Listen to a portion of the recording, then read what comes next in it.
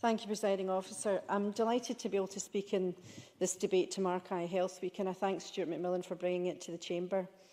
Eye health affects us all. Most of us at some point in our lives will wear glasses or contact lenses or have laser eye treatment.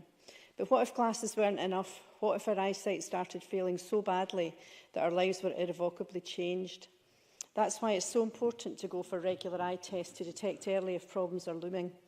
As Stuart McMillan's motion says, great progress has been made with eye health, and we're at the highest annual level on record for people receiving eye tests. And it's also so important that in Scotland eye examinations are free. It's a huge boost to public health. Of course, there are things we can do to preserve our own eye health, such as taking regular screen breaks, reading in the correct light, and most importantly, not smoking.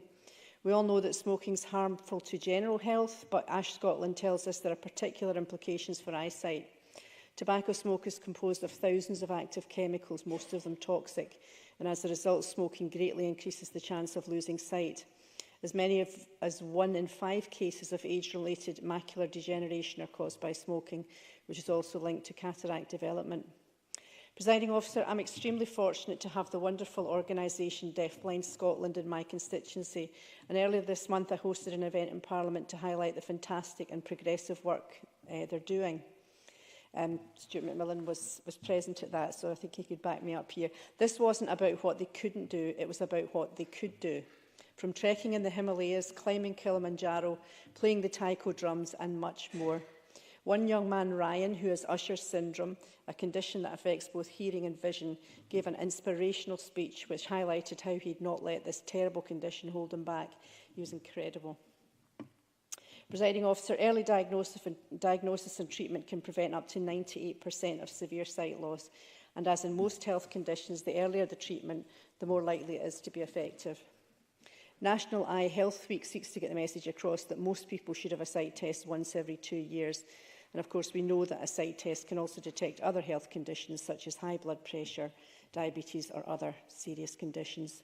There are around 188,000 people living in Scotland today with significant sight loss, and sight loss is projected to double over the next 2 decades in Scotland to almost 400,000 by 2030.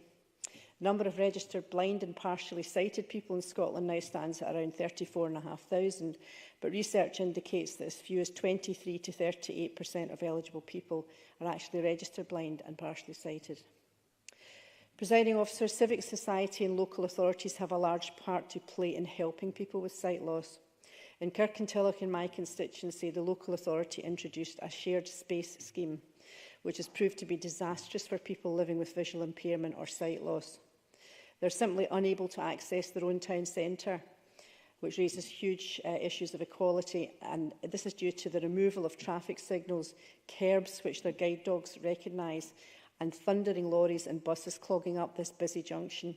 It simply isn't safe. So I urge local authorities and developers to think carefully about the effect these streetscapes can have on the less able. In conclusion, let's all remember that eye health is precious. Go for regular eye tests, free eye tests, and detect problems early. You owe it to yourself and to your family. Thank you.